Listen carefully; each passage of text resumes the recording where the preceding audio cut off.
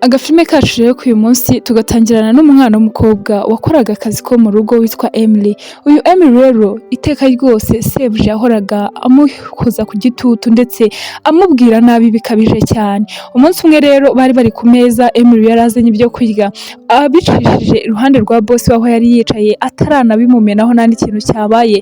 Yahise atangira kumubwira nawe atariko ubona ukuntu ubuze undenza amasorori wajya ugenda ugaca hirya cyangwa se ukabishyiraho mbere yuko tuza ku meza. Atangiye kumubwira nabi rero hano mabuja ndetse nyine muri make umugore wa boss yatangiye kuvuga ati ariko se kuki ububwira nabi uyu mwana w'umukobwa, ati ngomba kumubwira nabi, ati byonyine numva ukuntu muba muri kumurengera we na mama, ati niyo mpamvu ahora iteka ryose yumva yuko nyine yagafashe hano muri uru rugo, yumva ibintu byose nyine nta kintu bivuze ndetse agatangira no kunsuzugura, ati njyewe hano ni njyewe wica nkakiza. Umugore we akamubwira ati ariko se kubera iki koko uba uri kumubwira nabi bigeze aho ngaho?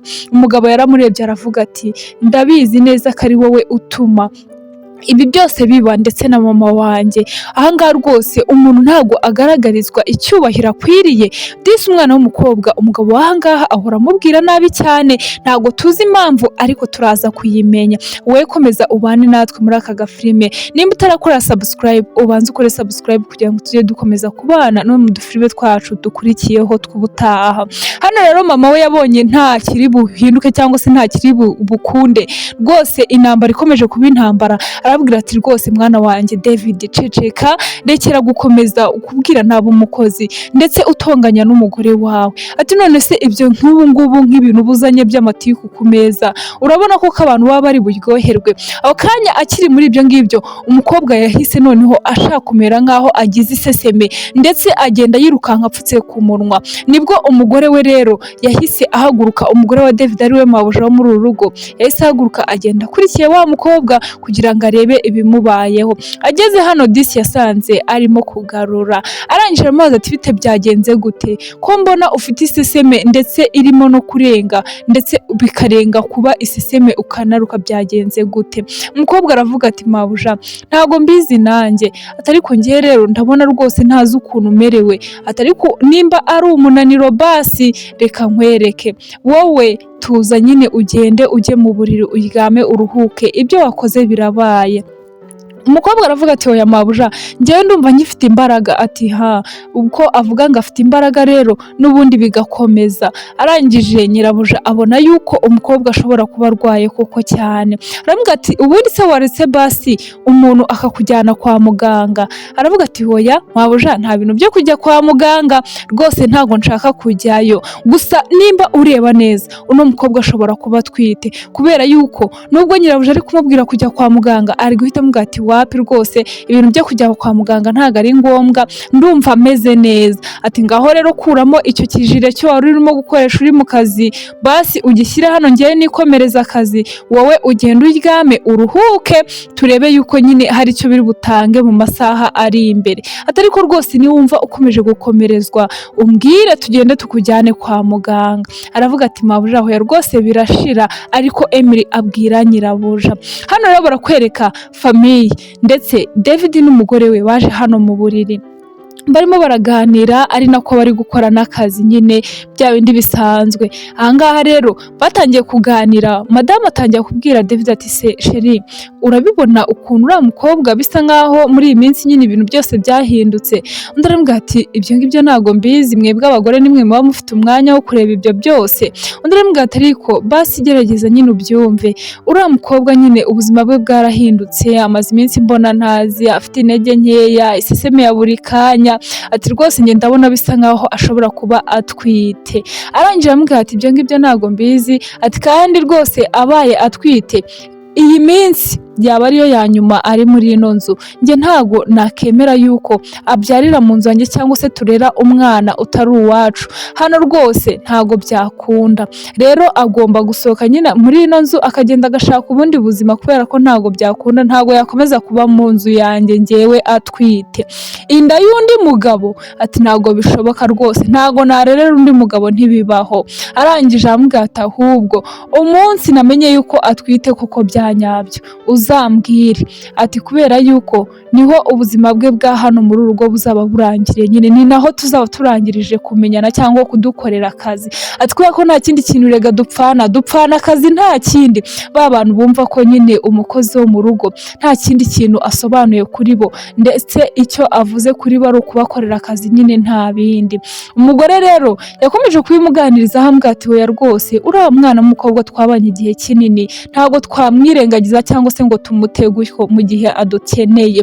Uko abimubwira umugabo yahise agira umujinya arahaguruka arigendera asiga umugore aho mu buriri. Gusa umugore asigara arimo kwibaza ati ese ikintu kimurakaje ni uko tuganiriye ku bintu bya Emily ati cyangwa hari ibindi bintu byihishe ku ruhande.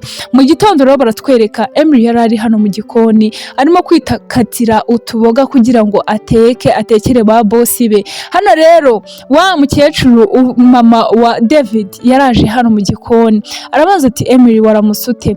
Undi aramubwira ati naramutse neza. Undi arabaza ati none se ko mbona wagira ngo ufite utubaraga dukeya, nta mbaraga rwose, nta murare, bimeze bite, urumva umeze neza?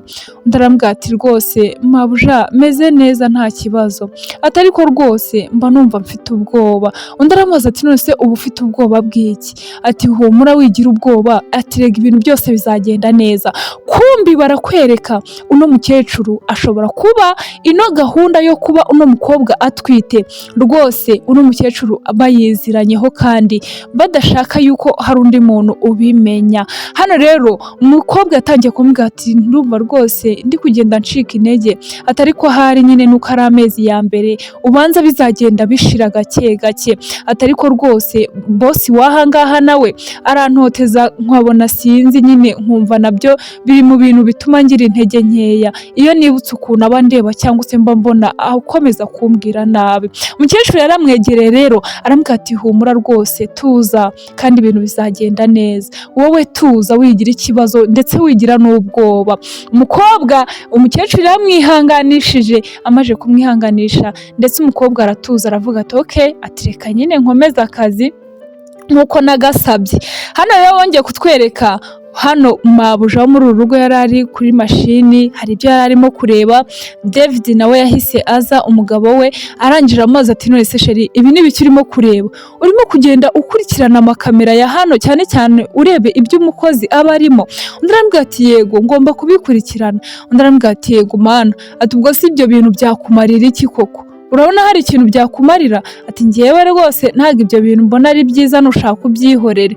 Undi aramubwira ati ariko ngomba kumenya impamvu uriya mukobwa atwite, ati kubera ko ngewe namaze kubikonfirima yuko atwite, ndashaka kumenya impamvu atwite ndetse n'icyabiteye cyangwa se umuntu waba warayimuteye, kubera yuko birahangayikishije. Nawe nyine urabyumva kubona umuntu wawe cyangwa se umuntu wagukoreraga atwite kandi noneho uzi neza ko atigeze ashaka, nawe nyine urahangayika nyine ujya mu mwanya we basi. Ahangaha rero bongeye kutwereka hano Emily ari gutegura amafunguro ndetse bose nk'ibisanzwe yatangiye kongera kumubwira nabi, ariko ambwira ati ariko se nk'ibi bintu uba wateguye uba ubona rwose bifite injyana? Ibi biryo uba wateguye nk'aho uri gutegurira abantu barwaye bwaki? Ahangaha rero umukobwa rwose ntabwo yabyumvishije kuko yahise yongera arafatwa ndetse nyirabuja nk'uko bisanzwe ajya kumufasha kugira ngo amube hafi.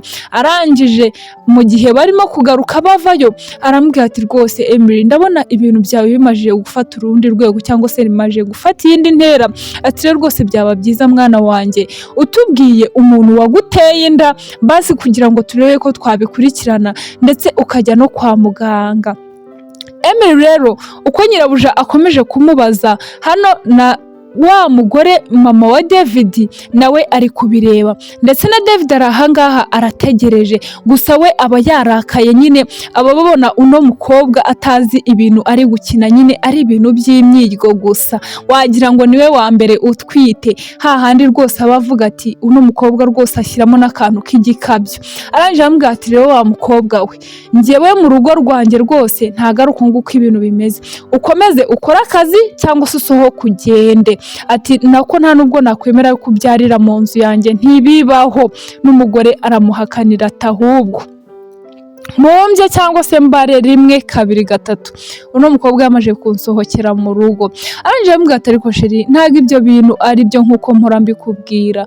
Uno mukobwa dufite kumufasha kubera yuko rwose yaradukoreye igihe kinini, imyaka igera mu 8 ni myinshi. Ati rero ikintu twe twakora basi twamufasha muri ibi bihe arimo nawe bitamworoheye. Umugabo akamubwira ati wapi ntibishoboka ko narera umwana wundi, uno mukobwa asohoke hano muri ino nzu agende ajye gushakira ahandi. Ati bitari ibyo ngibyo ahubwo njyewe ndagenda ariko ndagaruka uno mukobwa avuye hano, nta n'ibiryo byanyu nshaka. Nuko nkuko David yahagurutse arigendera. Gusa hano umugore yaragiye amukurikiye arimo kubwira Emily ati genda witegure nze turebe uko bimeze. Bumvishije abantu barimo gukomanga, ndetse abo bantu bakomangaga ni nuko binjiye. Bamaje kwinjira rero hano hari umusore bazanye, uwo ni umupolisi yazanye n'undi musore, arambwira ati none se muje gukora iki hano nyakubahwa? Undi arangije ahangaha barakwereka. Akimara kumubona Emily yatangiye guhisha amaso kubera ko byasaga nkaho amuzi. Umupolisi rero yaratangiye ati uno musore rero ni umukunzi cyangwa ni sheri w'umukobwa uba hano witwa Emily. Ati Emily ni uwuhe? Undi arabwira ati nuriya mukobwa uhagaze hariya. Atangira guhisha n'amaso. Barabwira ati rero Emily aratwite kandi inda atwite irimo yabwiye umusore ko ari we wayimuteye. Ati kandi uno musore arabihakana rwose yivuye inyuma. Mu kubihakana rero hano rwose uno musore yazanye ibimenyetso by'amajwi bavuganiye kuri telefone amubwira yuko umuntu wamuteye inda noneho ari bosi. Hano rwose umukobwa nako mabuja wo muri urugo yahise avuga ati ntago byakunda. Ati ubwo ni ukuvuga ngo inda Emily atwite ni ya David. Ati ibyo bintu ntago ndi kubyumva. Ati David waba waranciye inyuma? Ati warifashe unci inyuma? Ati ibingibi byo ntago ndi bubyemere, nta nubwo ndi kubyumva.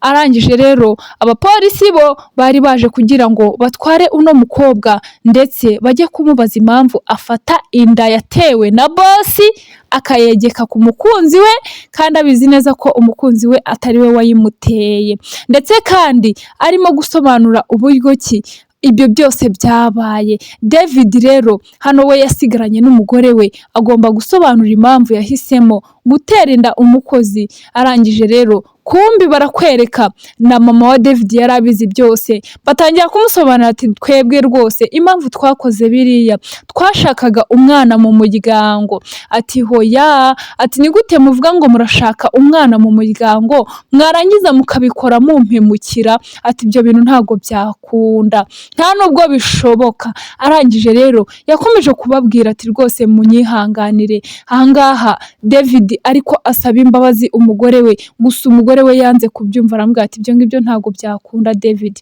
kuba waranciye inyuma ni kimwe, noneho ukanca inyuma unsuzuguje umukobwa wa hano mu rugo dukoresha akazi. Ati ibyo ngibyo ntago nabikubabarira, njyewe nawe ndetse na mama wawe munyibagirwe turarangizanyije ahangaha. Nuko nguko umugore yigendeye, nuko urugo rwasenyutse. Ese wowe urabibona ute? Duhure muri comment, kandi nawe utarakora subscribe ubanze ukora subscribe kugira ngo tujye dukomeze kubana no mu dufilme twacu tw'ubutaha. Turabakunda cyane. Ciao ciao.